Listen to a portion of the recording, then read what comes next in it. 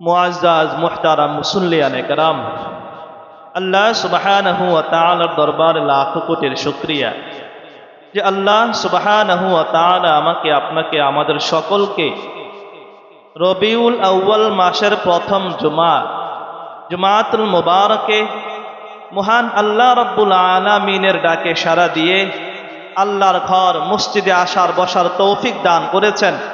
এজন্য আল্লাহ সুবহানাহু ওয়া তাআলার দরবারে আমরা সকলে শুকরিয়া আদায় করে কালিমাতুশ শুকর উচ্চারণ করে বলি আলহামদুলিল্লাহ। সম্মানিত হাজিরিন, আমি আপনাদের সামনে সূরা বাকারার 256 নম্বর আয়াত তেলাওয়াত করেছি। এই আয়াতের মধ্যে আল্লাহ সুবহানাহু ওয়া তাআলা ইসলামকে মানুষের কাছে জোর জবরদস্তি ভাবে পেশ করার জন্য নিষেধ করেছেন। ইসলামকে মানুষের সামনে এইভাবে উপস্থাপন করো না যেটাকে জোরাজুরি বলা হয়, অর্থাৎ মুসলমান হওয়ার জন্য কাউকে জোর সাব্যস্ত করবে না, জোরাজুরি করবে না। হ্যাঁ, দাওয়াত দেওয়া যাবে, ইসলামের সৌন্দর্যগুলি, ইসলামের সৌন্দর্যমণ্ডিত বিষয়গুলি, ইসলামের যেই সকল নীতি আদর্শ রয়েছে এই বিষয়গুলিকে মানুষের কাছে উপস্থাপন করে দাওয়াত দেওয়া যাবে, কিন্তু জোরাজুরি করা যাবে না। আল্লাহ তাআলা বলেন লা ইকরাহা ফিদ্দীন, যে দ্বীনের ক্ষেত্রে বাড়াবাড়ি করিও না, জোরাজুরি করিও না। ইসলাম গ্রহণের বিষয়ে তোমরা জোর জবরদস্তি করিও না। কদ তাবায়্যানার রুশদু মিনাল গাই, সত্য থেকে যখন সত্যটা প্রকাশ পেয়ে গেছে, গুমরাহি থেকে যখন সত্য প্রকাশিত হয়েছে, ফামান ইয়াকফুর বিত-তাগুতি ওয়া ইউমিন বিল্লাহ, গুমরাহি থেকে সত্য প্রকাশিত হওয়ার পরে যে ব্যক্তি আল্লাহর উপরে ঈমান আনবে, ফামান ইয়াকফুর বিত-তাগুতি, তাগুতকে অস্বীকার করবে, শয়তানকে অস্বীকৃতি জানাবে, অস্বীকার করবে, ওয়া ইউমিন বিল্লাহি ফাকাদ ইসতামসাকা বিল উরওয়াতিল ওয়াসকা, গুমরাহি থেকে সত্যটা প্রকাশ পাওয়ার পরে, তাগুতকে অস্বীকৃতি জানানোর পরে, অস্বীকার করার পরে যখন বান্দা আল্লাহর প্রতি ঈমান আনবে, আল্লাহকে আল্লাহ বলে স্বীকার করবে, ফাকাদ ইসতামসাকা বিল উরওয়াতিল ওয়াসকা, সে এমন একটা মজবুত হাতল আঁকড়ে ধরবে, লানফিসামা লাহা, যেটা ভেঙে যাওয়ার কোনো আশঙ্কা নাই, সম্ভাবনা নাই। এমন একটা মজবুত হাতল সে আঁকড়ে ধরলো যেটা ভেঙে যাওয়ার সম্ভাবনা নাই। আর ওই ভেঙে যাওয়ার সম্ভাবনা নাই যে হাতলের কথা বলা হয়েছে, হাতলটাকে বলা হয় তাওহীদ। এই হাতলটার নাম কি? তাওহীদ, একত্ববাদ, আল্লাহকে আল্লাহ বলে বিশ্বাস করা। এটা এমন একটা হাতল যে হাতল ভেঙে যাওয়ার কোনো সম্ভাবনা নাই, এটা ভেঙে যাবে না, আর ভেঙে যাওয়ার কোনো আশঙ্কাও নাই। ইহুদিদের মধ্যে, জাহেলি যুগে ইহুদিদের মধ্যে যে সকল নারীরা বন্ধা ছিল, যাদের সন্তান হইতো না, ওই সকল নারীরা মান্যত করত যে আমার যদি ছেলে সন্তান হয় আমি তাহলে তাকে ইহুদি বানাবো। নাউজুবিল্লাহি মিন যালিক, তাকে কি বানাবো? ইহুদি বানাবো। আর নবীজি নামক যে গোত্র ছিল, ওই গোত্রের ইহুদিদের যত আত্মীয় স্বজন ছিল, ওদেরকে যখন বের করে দেওয়ার হুকুম আসলো, তখন তারা বলল, তারা চিন্তা করলো যে আমাদের আত্মীয় স্বজন যারা আছে আমরা তাদেরকে মুসলমান বানিয়ে মদিনায় রেখে যাব। হুসাইন আল আনসারী নামক এক সাহাবী আল্লাহর হাবিবের কাছে এসে বলে, ইয়া রাসূলুল্লাহ, ইয়া হাবিবাল্লাহ, আমার দুইটা সন্তান আছে খ্রিস্টান, আমি চাই তাদেরকে জোর করে মুসলমান বানিয়ে মদিনায় রেখে দিতে। আর তখনই আল্লাহ পাক রব্বুল আলামিন আয়াত নাযিল করে দিলেন, লা ইকরাহা ফিদ্দীন, ইসলামটাকে মানুষের কাছে জোর জবরদস্তির মতো বস্তু বানায়ও না।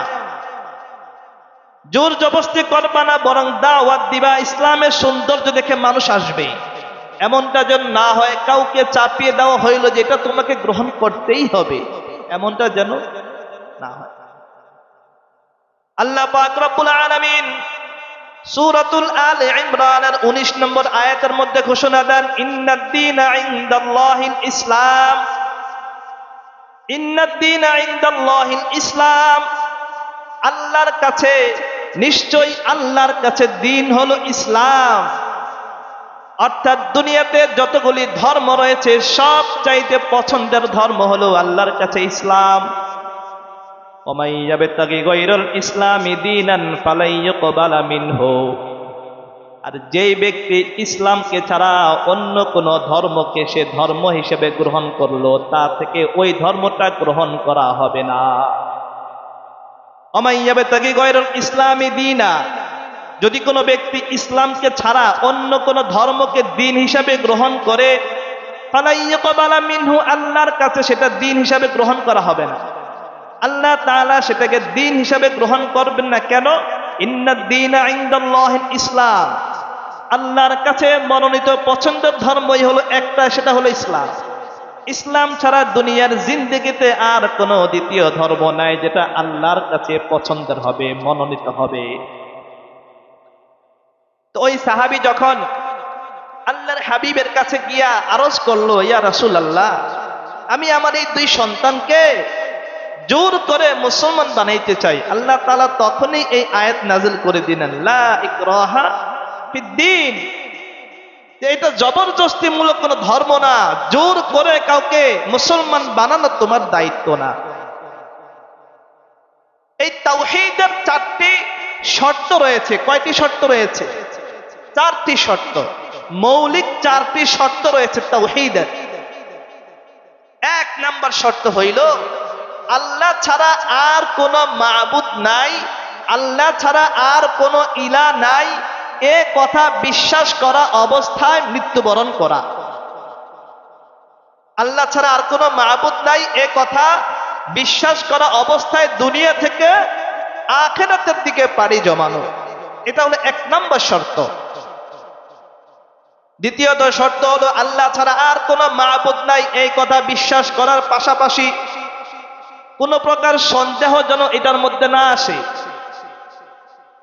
আল্লাহ ছাড়া কোনো মাবুদ নাই এটা পরিপূর্ণরূপে বিশ্বাস স্থাপন করা। তৃতীয়ত শর্ত হইল আল্লাহ ছাড়া কোনো মাবুদ নাই এটা জবানে বলার পাশাপাশি অন্তরেও প্রতিস্থাপন করা। আল্লাহ ছাড়া কোনো মাবুদ নাই শুধু জবান উচ্চারণ করলাম, কিন্তু দিলের মধ্যে নাফাকি যদি থাকে তাহলে হবে না। দিলের মধ্যে যদি কোনো সন্দেহ থাকে যে আল্লাহ ছাড়া অন্য কোনো মাবুদ আছে, এটা দিলের মধ্যে আছে, কিন্তু জবানে কি আল্লাহ ছাড়া কোনো মাবুদ নাই, জবানে এটা কিন্তু দিলের মধ্যে এটা নাই, তাহলে হবে না। জবানে উচ্চারণ করার পাশাপাশি দিলের মধ্যেও সেটা রাখতে হবে, দিলের মধ্যেও সেটা সাক্ষ্য দিতে হবে। চতুর্থ নম্বর শর্ত হলো সব চাইতে বেশি ভালোবাসতে হবে একমাত্র আল্লাহকে। কাকে? একমাত্র আল্লাহকে। এই চারটা হলো তাওহীদের মৌলিক শর্ত, এগুলো মনে রাখবেন, এগুলো মনে রাখার বিষয়। এক নম্বর শর্ত আল্লাহ ছাড়া অন্য কোনো মাবুদ নাই এটা বিশ্বাস করা অবস্থায় দুনিয়া থেকে বিদায় নেওয়া, মৃত্যুবরণ করা। বুখারী শরীফের 26 নম্বর হাদিসের বর্ণনা হযরত ওসমান রাদিয়াল্লাহু তাআলা আনহু থেকে বর্ণিত। তিনি বলেন, قال رسول الله صلى الله عليه وسلم من مات وهو يعلم أنه لا إله إلا الله دخل الجنة, যেই ব্যক্তি লা ইলাহা ইল্লাল্লাহ বলা অবস্থায় এই কথা বলার পরে মৃত্যুবরণ করবে সে জান্নাতে প্রবেশ করবে। সুবহানাল্লাহ বলবেন না?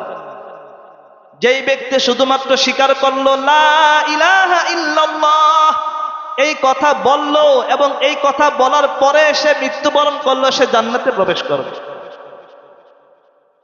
আল্লাহর হাবিব মুহাম্মদুর রাসূলুল্লাহ সাল্লাল্লাহু আলাইহি ওয়াসাল্লামের কাছে জিবরাইল আমিন আয়েশা বলে, বুখারী শরীফের 1237 নম্বর হাদিস, জিবরাইল আমিন আয়েশা আল্লাহর হাবিবকে বলে, বাশশির উম্মাতাকা আন্নাহু মান মাতা মিন উম্মাতিকা লা ইউশরিকু বিল্লাহি শাইআ দাখালাল জান্নাহ। হে নবী, আল্লাহর তরফ থেকে আপনি আপনার উম্মতদেরকে এই সুসংবাদ দান করেন, আপনার উম্মতের মধ্য থেকে যারা ঈমান আনবে, ঈমান আনার পরে আল্লাহর সাথে অন্য কাউকে শরীক করলো না, আল্লাহর সাথে শরীক করলো না, কিন্তু মৃত্যুবরণ করলো, তাহলে সে জান্নাতে যাবে, এই সুসংবাদ দান করে। যে ঈমান আনছে, ঈমান আনার পরে আল্লাহর সাথে কাউকে শরীক করে নাই, এমত অবস্থায় সে মৃত্যুবরণ করেছে, তার মৃত্যু হয়ে গেছে, তাহলে সে কোথায় যাবে? জান্নাতে যাবে, জান্নাতে যাবে। আল্লাহর হাবিব মুহাম্মদুর রাসূলুল্লাহ সাল্লাল্লাহু আলাইহি ওয়াসাল্লামের কাছে এক ফেরেশতা আসলো আকাশ থেকে। তো ফেরেশতা আয়েশা আল্লাহর হাবিবকে দুইটা স্বাধীনতা পেশ করলো। কয়টা? দুইটা স্বাধীনতা, দুইটা অপশন দিল। হাবিব, আপনি এই দুইটা অপশনের যে কোনো একটা অপশন গ্রহণ করুন। আল্লাহর হাবিব মুহাম্মদুর রাসূলুল্লাহ সাল্লাল্লাহু আলাইহি ওয়াসাল্লাম বলেন, আতানি আতিম মিন রব্বি, আমার রবের পক্ষ থেকে একজন আগন্তুক আমার কাছে আসলো, একজন সংবাদদাতা আমার কাছে আসলো। ফাখায়্যারানি বাইনা আইয়ুদখিলা নিসফা উম্মতি আল জান্নাহ ওয়া বাইনা শাফাআতা। আমার কাছে ওই আগন্তুক এসে বলল, ইয়া রাসূলুল্লাহ, ইয়া হাবিবাল্লাহ, আল্লাহর তরফ থেকে আপনার কাছে দুইটা স্বাধীনতা পেশ করা হচ্ছে। আপনি এই দুইটা স্বাধীনতার মধ্য থেকে যেটা ইচ্ছা গ্রহণ করতে পারবেন, তবে শর্ত হলো দুইটাকে গ্রহণ করা যাবে না। দুইটার মধ্য থেকে যে কোনো একটা আপনাকে গ্রহণ করতে হবে। এক নাম্বার স্বাধীনতা হইল আপনি আপনার উম্মতের মধ্য থেকে অর্ধেক উম্মতদেরকে জান্নাতে নিয়ে যাবেন। এক নাম্বার শর্ত কি? এক নাম্বার স্বাধীনতা কি? আপনার উম্মতদের মধ্য থেকে অর্ধেক উম্মতকে জান্নাতে নিয়ে যাবেন, এটা এক ধরনের স্বাধীনতা। দ্বিতীয়ত স্বাধীনতা হইল আপনি আপনার উম্মতের বিষয়ে সুপারিশ করবেন আল্লাহর কাছে। এই দুইটা স্বাধীনতার মধ্য থেকে যেই কোনো একটা স্বাধীনতা গ্রহণ করার জন্য আপনার কাছে আমাকে পাঠানো হয়েছে। আল্লাহর হাবিব মুহাম্মদুর রাসূলুল্লাহ সাল্লাল্লাহু আলাইহি ওয়াসাল্লাম বলেন, ইখতারতু শাফাআতা, আমি সুপারিশ করাটাকে গ্রহণ করলাম। দুইটা অপশনের মধ্য থেকে কোনটাকে গ্রহণ করলাম? সুপারিশ করাটাকে গ্রহণ করলাম। কেন? কারণ হইল যদি আমি ওইটাকে গ্রহণ করি যে আমার উম্মতদের মধ্য থেকে অর্ধেক উম্মতকে জান্নাতে নিয়ে যাব, তাহলে বাকি অর্ধেকের অবস্থা কি হবে? এই জন্য জান্নাতের সুযোগ পাওয়া সত্ত্বেও আল্লাহর হাবিব বললেন, আমি সুপারিশের স্বাধীনতা গ্রহণ করলাম। তবে শর্ত আছে, শর্ত আছে। সুপারিশ আবার সবার জন্য না, সুপারিশ আবার সবার জন্য না। ওয়াহিয়া লিমান লা ইউশরিকু বিল্লাহি শাইআ, এটা হলো ওই সকল মানুষের জন্য হবে যারা কিনা আল্লাহর সাথে কাউকে শরীক করে নাই। ঈমান আনার পরে তুমি যদি শরীক করে ফেলো, তাহলে তোমার জন্য আমার জন্য এই সুপারিশ থাকবে না। ঈমান আনার পরে যেই ব্যক্তি আল্লাহর সাথে কোনো কিছুকে শরীক করে নাই, সেই কাল কিয়ামতের ময়দানে আমি নবীর সুপারিশ প্রাপ্ত হবে। নবীজি সুপারিশটাকে গ্রহণ করলেন এবং বলেও দিলেন যে কারা সুপারিশ পাবে। আমি নবী কাদের জন্য সুপারিশ করব? যারা আল্লাহর সাথে শরীক করবে না, অংশীদার সাব্যস্ত করবে না, তাদের জন্যই আমি সুপারিশ করব। বুখারী শরীফের 99 নম্বর হাদিসের বর্ণনা, হযরত আবু হুরায়রা রাদিয়াল্লাহু তাআলা আনহু রাসূল পাক সাল্লাল্লাহু আলাইহি ওয়াসাল্লামকে একটা প্রশ্ন করলেন, যে গো আল্লাহর হাবিব, ময়দানে মাহশারে কিয়ামতের দিন কোন মানুষেরা আপনার সুপারিশের সৌভাগ্য অর্জন করবে, আপনার সুপারিশ পাবে, এরা কারা? হযরত আবু হুরায়রা রাদিয়াল্লাহু তাআলা আনহু বলেন, মান আসআদুন নাসি বিশাফাআতিকা ইয়াউমাল কিয়ামাতি ইয়া রাসূলুল্লাহ। ওগো আল্লাহর হাবিব, কিয়ামতের ময়দানে আপনার সুপারিশ প্রাপ্ত ব্যক্তি কারা হবে? মানুষের মধ্য থেকে কোন মানুষগুলি আপনার সুপারিশ পাবে? আল্লাহর হাবিব বলেন, আবু হুরায়রা, তুমি একমাত্র সেই ব্যক্তি যে কিনা এরকম একটা প্রশ্ন করেছো। আমি জানতাম তুমি ছাড়া আর কেউ এইরকম প্রশ্ন করবে না। লিমা রাআইতু মিন হিরসিকা আলাল ইলমি, কারণ ইলম অন্বেষণের প্রতি লোভ একমাত্র আবু হুরায়রারই ছিল। আবু হুরায়রা রাদিয়াল্লাহু তাআলা আনহু হাদিসের প্রতি এতটা মনোযোগী ছিলেন, ইলম অন্বেষণের প্রতি এতটা লোভী ছিলেন যে ইলম অন্বেষণের খাহেশা তার এত ছিল, খেয়ে না খেয়ে মদিনাতুল মুনাওয়ারার মধ্যে পড়ে থাকতেন যে আল্লাহর রাসূল কখন একটা হাদিস বলেন, ওই হাদিসটা যেন আমি লিখতে পারি, সংরক্ষণ করতে পারি, কোন হাদিস যেন আমার থেকে ছুটে না যায়। এই জন্য খেয়ে না খেয়ে নবীজির ওইখানে পড়ে থাকতেন, নবীজির কাছে থাকার চেষ্টা করতেন। হেকায়াত আছে, হাদিসে বর্ণিত ঘটনা আছে যে বেহুশ হয়ে গেছেন, খাবার নাই পেটে, শারীরিক দুর্বলতার কারণে বেহুশ হয়ে গেছেন। মানুষ মনে করছে মৃগী রোগ তার হয়েছে, উনি অচেতন অবস্থায়। তো মানুষ তার কাছে চামড়ার জুতা তার নাকে মুখে শুকাইতেছে যে এটা শুকাইলে হয়তো ঠিক হয়ে যাবে, কিন্তু মানুষ বুঝে নাই যে এই বেচারা হাদিস সংরক্ষণের জন্যে খাবার খেয়ে না খেয়ে এই অবস্থা তার হয়েছে। ভাইরা আমার, তাহলে আবু হুরায়রা রাদিয়াল্লাহু তাআলা আনহু যখন এই প্রশ্ন আল্লাহর হাবিবকে করলেন, আল্লাহর হাবিব বলেন, আবু হুরায়রা, প্রশ্ন যখন করেই ফেলেছো তার উত্তরও তুমি জেনে নাও। আসআদুন নাসি বিশাফাআতি ইয়াউমাল কিয়ামাতি মান ক্বালা লা ইলাহা ইল্লাল্লাহ খালিসাম মিন কিবালি নাফসি। ময়দানে মাহশরে আমার সুপারিশ প্রাপ্ত ব্যক্তি তারাই হবে যারা কিনা নিজের দিল থেকে ইখলাসের সাথে এই কথার স্বীকারোক্তি দিবে, লা ইলাহা ইল্লাল্লাহ, আল্লাহ ছাড়া আর কোনো মাবুদ নাই, আল্লাহ ছাড়া আর কোনো মাবুদ নাই। যে ব্যক্তি নিজের দিল থেকে নিজের মন থেকে সাক্ষ্য দিবে সেই কেবল আমার সুপারিশ প্রাপ্ত ব্যক্তি হবে। তিরমিজি শরীফের 3592 হাদিসের বর্ণনা, আল্লাহর হাবিব মুহাম্মদুর রাসূলুল্লাহ সাল্লাল্লাহু আলাইহি ওয়াসাল্লাম বলেন, মা আবদুন ক্বালা লা ইলাহা ইল্লাল্লাহ মুখলিসান ক্বাত্তু ইল্লা ফুতিহাত লাহু আবওয়াবুস সামাই হাত্তা তুফজিআ ইলাল আরশি। আল্লাহর হাবিব বলেন, যেই ব্যক্তি নিজের দিল থেকে ইখলাসের সাথে সাক্ষ্য দিবে লা ইলাহা ইল্লাল্লাহ, এই সাক্ষ্যটা দেওয়ার কারণে আল্লাহ পাক রব্বুল আলামিন আসমানের সকল দরজাগুলি খুলে দিবেন, এই ব্যক্তির সাক্ষ্যটা যেন আরশে আজিমে পৌঁছায়। এই জন্য ব্যক্তি যখন বলল লা ইলাহা ইল্লাল্লাহ, এই স্বীকারোক্তি আল্লাহর আরশে যাওয়ার জন্য আল্লাহ পাক আসমানের সকল দরজাগুলি খুলে দিবেন। কত বড় পাওয়ার, কত বড় পাওয়ার এই লা ইলাহা ইল্লাল্লাহ এই কথা স্বীকার করার মধ্যে।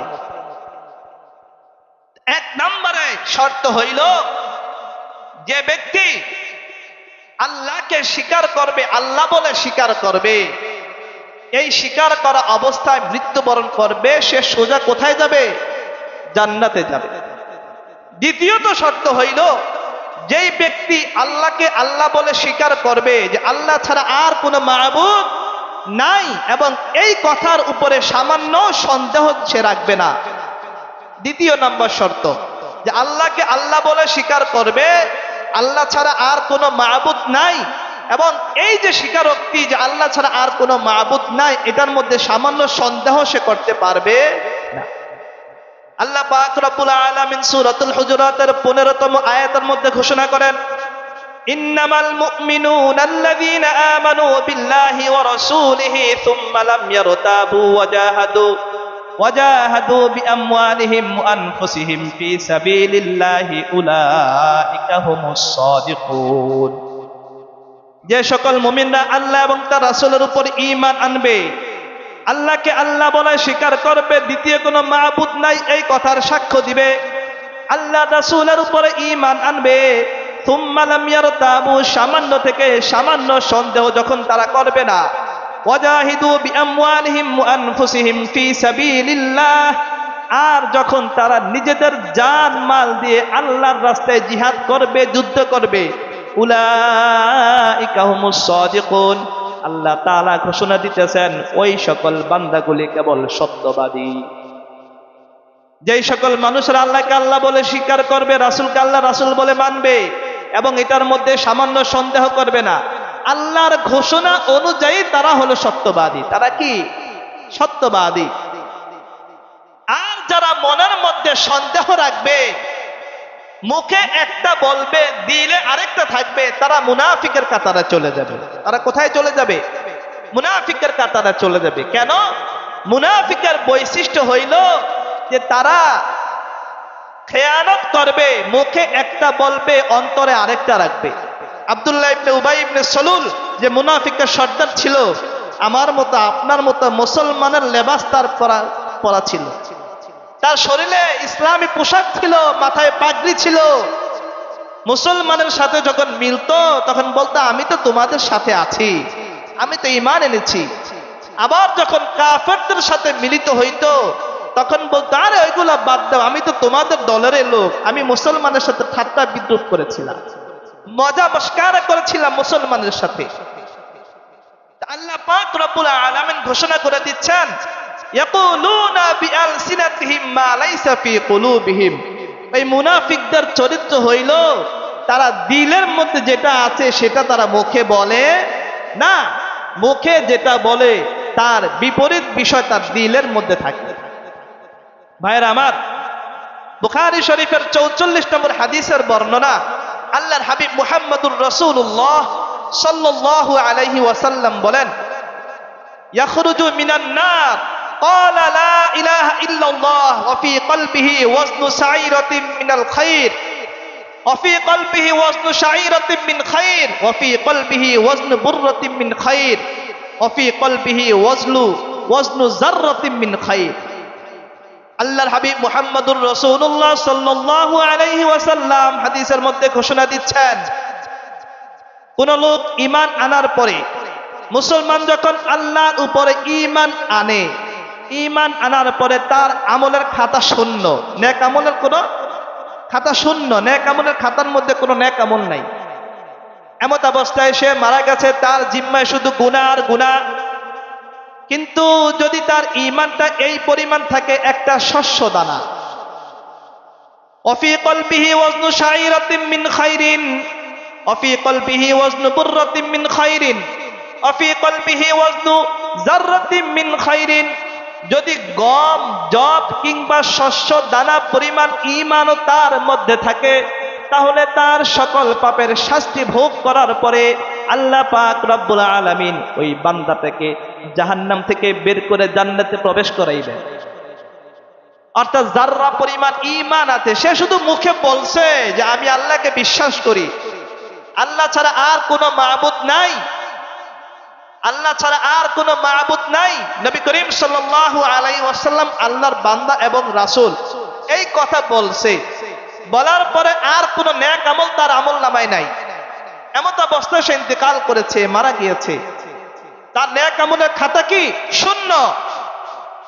আল্লাহর হাবিব বলতেছেন এই যে সামান্য শুধু ঈমান আনছে, এই ঈমানটা যদি যাররা পরিমাণ হয়, একটা গম কিংবা একটা জব কিংবা একটা সরিষার দানা পরিমাণও যদি হয়, তাহলেও ওই ব্যক্তিকে তার গুনাহের শাস্তি দেওয়ার পরে একটা সময় আল্লাহ পাক তাকে জাহান্নাম থেকে বের করে জান্নাতে প্রবেশ করাইবেন। এটা কিসের বদৌলতে?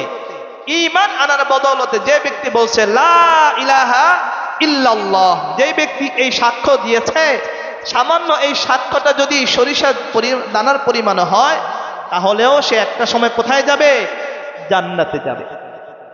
ভাইরা আমার, চতুর্থ নাম্বার যে শর্ত, সেটা হলো দুনিয়ার জমিনে যা কিছু আছে সব চাইতে বেশি একমাত্র আল্লাহ পাক রব্বুল আলামিনকে ভালোবাসতে হবে।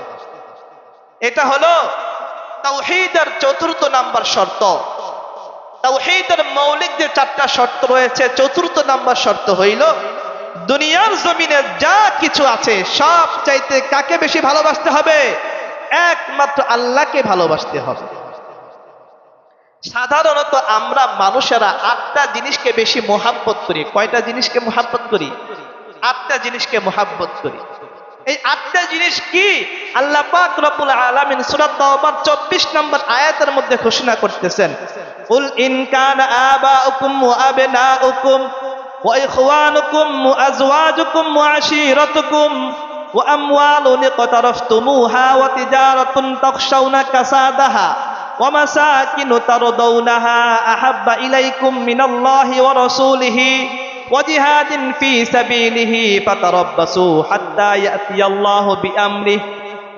আল্লাহ পাক রব্বুল আলামিন তার হাবিবকে বলতেছেন, হে নবী আপনি বলে দেন, কুল আপনি বলে দেন, ইন কানা আবাউকুম যদি তোমাদের পিতা, যদি তোমাদের পিতৃপুরুষ যারা আছেন, ওয়া আবনাউকুম তোমাদের সন্ততি যারা আছেন, সন্তান সন্ততি যারা আছেন, ওয়া ইখওয়ানুকুম তোমাদের ভাই বোন যারা আছে, ওয়া আজওয়াজুকুম এবং তোমাদের যে সকল বিবিরা আছেন, ওয়া আশীরাতুকুম এবং তোমাদের পরিবার পরিজন আত্মীয় স্বজন যারা আছেন, ওয়া আমওয়ালুন ইকতারাফতুমুহা আর তোমাদের অর্জিত যে সম্পদ আছে, ওয়া তিজারাতুন তাখশাউনা কাসাদাহা এবং তোমার যে ব্যবসা বাণিজ্য আছে যেটা লস করার তুমি আশঙ্কা করো, ওয়া মাসাকিনু তারদাউনাহা অনেক সুন্দর কইরা তোমার প্রিয় একটা বাড়ি আছে, বাসস্থান আছে, আহাব্বা ইলাইকুম মিনাল্লাহি ওয়া রাসূলিহি যদি এই আটটা বিষয়ের মোহাব্বত যদি তোমার মধ্যে বেশি থাকে, কাদের থেকে বেশি?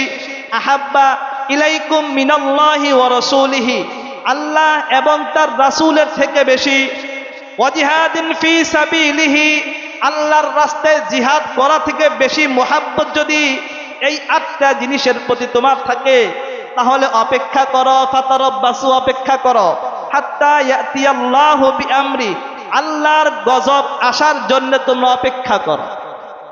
এই আটটা বিষয় যে বলা হয়েছে, তোমাদের বাপ দাদুর যারা আছে, তোমাদের সন্তান সন্ততি যারা আছে, তোমাদের ভাই বোন যারা আছে, তোমাদের বিবি বাচ্চা যারা আছে, তোমাদের পরিবার পরিজন আত্মীয় স্বজন যারা আছে এবং তোমাদের যে সম্পদ আছে যেটাকে তোমরা অর্জন করেছ, সুন্দর একটা বাড়ি বানাইছো, বাসস্থান তৈরি করছ, তোমাদের ব্যবসা প্রতিষ্ঠান আছে, যদি এই সকল বিষয় থেকে আল্লাহ, আল্লাহর রাসূল এবং আল্লাহর রাস্তায় জিহাদ করা যদি তোমার মধ্যে বেশি মুহাব্বতের বস্তু না হয়, বেশি মুহাব্বতের বিষয় না হয়, তাহলে অপেক্ষা করো, ফাতারাব্বাসু হাত্তা ইয়াতিয়াল্লাহু বিআমরি আল্লাহর আযাব তোমার উপরে আসার জন্য তুমি অপেক্ষা করো।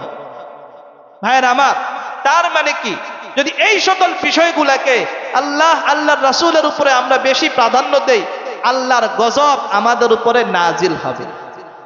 এই জন্যই তো মানুষ যখন বেপরোয়া হয়ে যায়, মসজিদে আসা বন্ধ হয়ে যায়, মানুষ যখন গুনাহের পরিমাণ বাড়িয়ে ফেলে, যখন আমার আপনার গুনাহের পরিধি বেড়ে যায়, আল্লাহ তাআলা তখন কিছু বিপদ আপদ দিয়ে দেয়, কিছু অসুস্থতা দিয়ে দেয়, সতর্ক করে, বান্দা সাবধান হয়ে যাও, তোমাকে আমি স্বাধীনতা দিছি মানে এই নয় তুমি অবাধে গুনাহের মধ্যে লিপ্ত হইবা। তোমাকে স্বাধীনতা যেই রকম দিয়েছি ওই রকম তোমার সর্বশেষ সীমাটাও আমার হাতের মধ্যে আমি রেখে দিয়েছি। বান্দা গুনাহ করতে করতে করতে করতে যখন বেশি গুনাহ করে ফেলে, আল্লাহ তাআলা সতর্ক করার জন্য কিছু বিপদ আপদ দিয়ে দেন, ওই তখন আবার আমরা আল্লাহ আল্লাহ আল্লাহ আল্লাহ করা শুরু করি।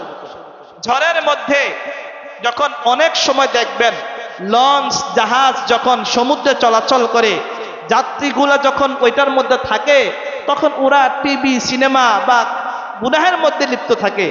আর তখনই কিন্তু অনেক সময় ঝড় চলে আসে, আবহাওয়া সুন্দর ছিল, হঠাৎ করে থেকে ঝড় চলে আসলো, সাগরের মধ্যে ঢেউ, উত্তাল ঢেউ শুরু হয়ে গেল, তখন বোঝা যায় মুত্তাকি কয়জন আছে। তখন দেখা যায় হিন্দুরাও তখন মুত্তাকি আল্লাহওয়ালা হয়ে যায়। যার ঈমান নাই, কাফের, মুশরিক, বেঈমান, নাস্তিক, হিন্দু, বৌদ্ধ, খ্রিস্টান, ওরাও তখন মুসলমানের সাথে আল্লাহ আল্লাহ ডাকা শুরু করে দেয়, আজান দেওয়া শুরু করে দেয়। কেন? বিপদের মধ্যে পড়ছে।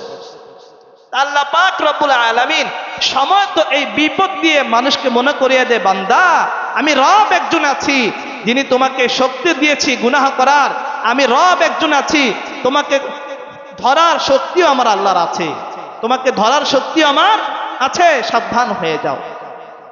ভাইরা আমার, আমাদের সমাজে বা আমাদের কাছে দুইটা জিনিস সাধারণত আমাকে আপনাকে আল্লাহর স্মরণ থেকে বাধা দিয়ে থাকে। কয়টা জিনিস? দুইটা জিনিস, সহজ দুইটা জিনিস।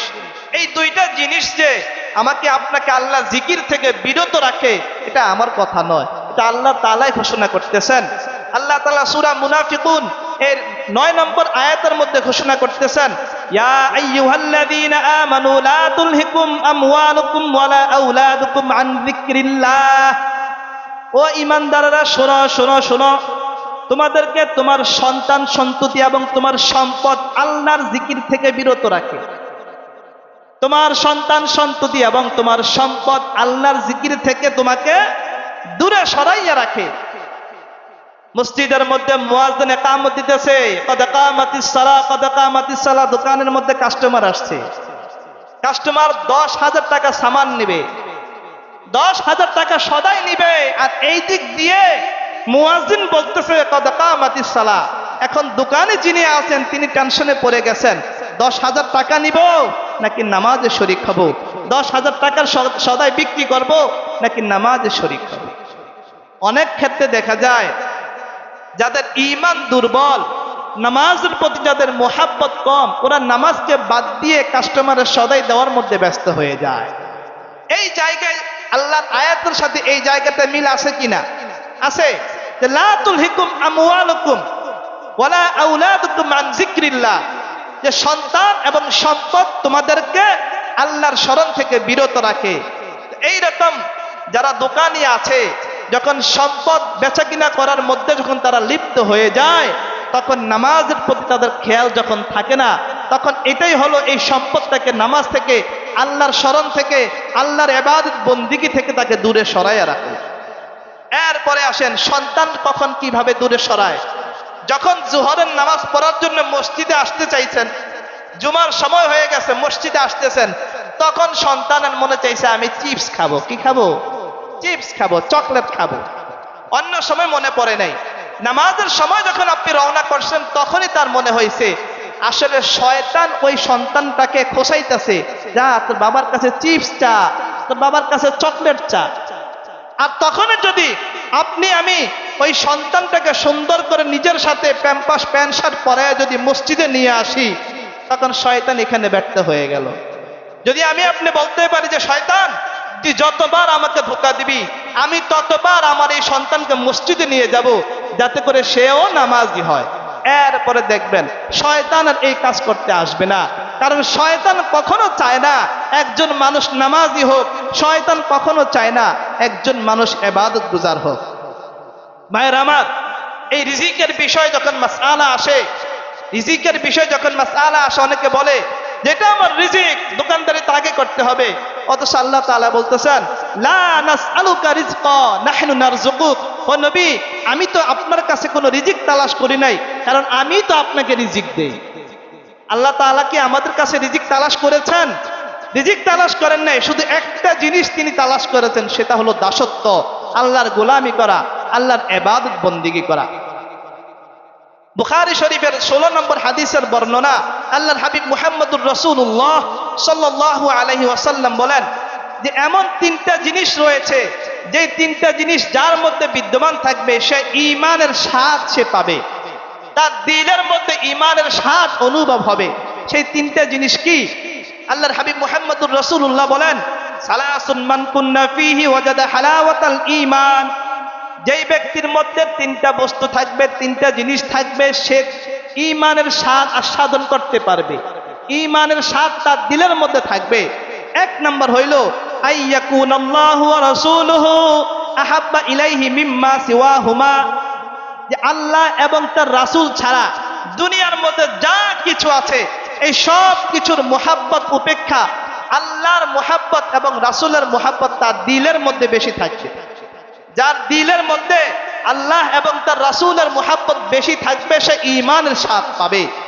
2 নম্বর হইল ওয়া ইউহিব্বাল মারআ লা ইউহিব্বুহু ইল্লা লিল্লাহ। দ্বিতীয়ত হইল যেই ব্যক্তি কোনো মানুষকে মুহাব্বত করবে, শুধুমাত্র আল্লাহর জন্যই মুহাব্বত করবে।